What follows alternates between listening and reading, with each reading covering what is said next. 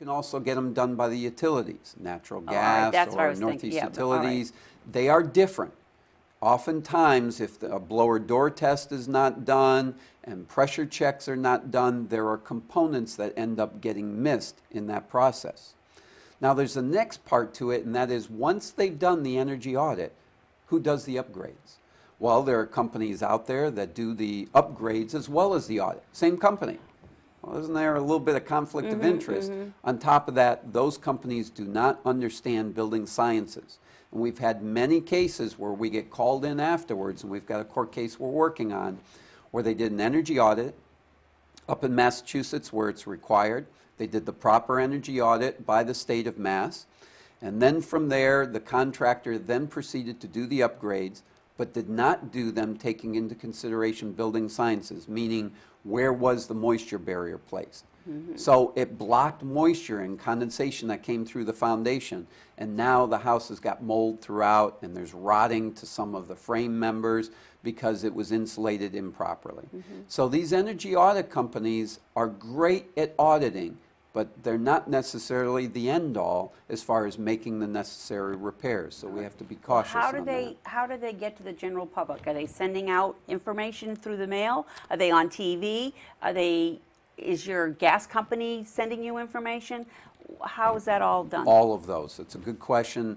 You're getting flooded with information. You get it on websites, which is only as good as the people putting the information on there. You're getting it from the utility companies. You're getting it from the state of Massachusetts, because every real estate transaction, you have to give them the UMass information where they get that energy audit given to them. So the state of Massachusetts does that? Yes. We don't yeah. do that here in Connecticut. No. No, they do have a program called ConSave, and you can go to the state of Connecticut, you can go to the utilities, and you can get that limited energy audit.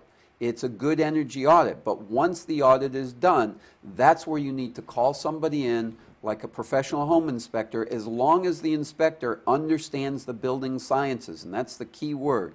If they understand the building sciences, you can call them in to say, these are the changes that were recommended. How is that then going to affect my home from a moisture standpoint, from a heat standpoint, and what do I do? And so we can help with that. Okay. Well, you know, I've always heard that, I mean, a house, you know, the windows should be tight and all that, but if it's too tight, it can't breathe, and that's not good. Am I right? That's right. Your house has to have an air exchange between interior and exterior right. on a regular basis. Every 24 hours, there's a certain amount of air, depending on the type of house, that needs to exchange in that house. When you get someone coming out and selling you siding and windows and hasn't taken into consideration the air exchange rate, now where is it going to happen, as opposed to happening through the windows and the walls, then you've got a problem. All right. So that then has to be addressed to make sure that the house stays healthy, both for the occupant as well as for the condition of the home. It's a big responsibility having a home and maintaining it. But it's funny, as a realtor, when you walk into a home, you can tell whether it's been maintained or not. Yes. And some, you know, I call it somebody's loved this house and taken really good care of it. Yeah.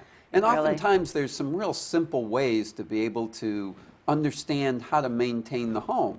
And one is the air exchange rate versus the amount of insulation. And once you learn that for your house, you're great. The next is water. Where does the water go to? The grading, gutter system, roof water control, all of those things are important. So once you do that, and then typical maintenance such as painting and cleaning, maintenance of your heating system and your plumbing system.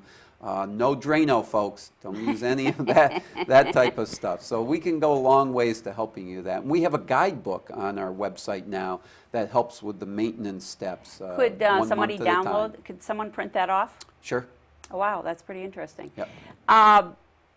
Mold, since we've been talking a little bit about it, we don't have too much more time. Yes. But someone came to one of the meetings just recently and talked about there was a new mold mist type thing where they would go into a home and they would mist the area, and you'd have to leave the house for 24 hours or whatever, and that would take care of the mold and the smell of the mold and everything. Have you heard of anything like that? Yes, I have. And again, I'm going to caution you to be really careful when you're talking about allergens such as mold. Okay. There are two issues related to that. what caused the mold to grow to begin with. That's that true. means there must be That's a true. moisture issue someplace. And oftentimes it's not just because there's a leaky pipe or a leaky roof or water that leaked from someplace. Yep. It is oftentimes from humidity. So that means you got a moisture lock someplace, and we need to find that. That's the first step. Second step is, okay, what do you do to take care of the mold?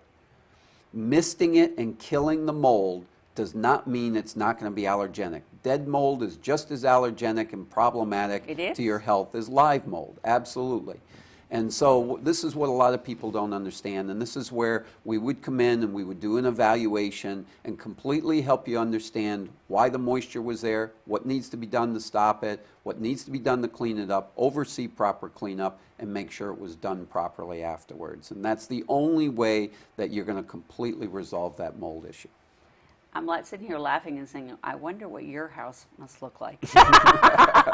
Over years, it gets better and better. Does it really? In time, not all done at one time.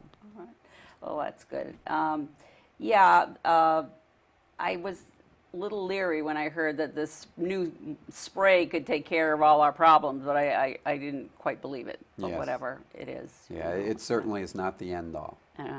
Well, David, I really want to thank you for being on the show today. It was a great show, as usual, and I think there are many, many benefits to having a home inspector come beforehand. I definitely will recommend that. I think certain people, they need their hand held a little bit more than others, and you know, a lot of people are not handy, and this is a little foreign to them, so this would be a great introduction to them to help them get their house on the market, and therefore I think the house would be more valuable. Definitely more valuable when they go in and they see everything that's in great working order and stuff. Absolutely, and when you compare two houses, one's had a home inspection already and the other hasn't, and everything else is comparable, which one are you going to lean towards? Exactly. Confidence is going to lean you right towards the one that's had the inspection. As an agent, I wouldn't recommend they don't have a home inspection. I would recommend they have their own home inspection. Sure. But I think it's definitely valuable to do that. Yes, All right. absolutely. Good. Thank you very much. It's been a pleasure. Thank you very much, and hope to see you next month. See you later. Bye now.